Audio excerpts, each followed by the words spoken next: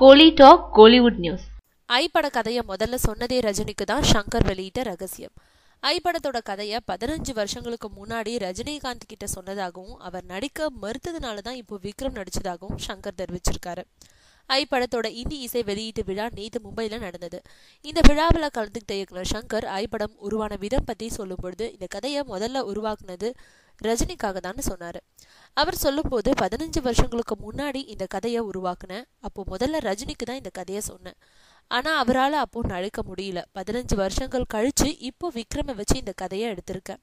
ஐ trailer Ramgopal வர்மாவுக்கு பிடிச்சிருந்ததை அறிந்து மகிழ்றேன், ஆனா அவரோட ட்வீட் பத்தி கருத்து சொல்ல விரும்பலன்னு சொல்லியிருக்காரு.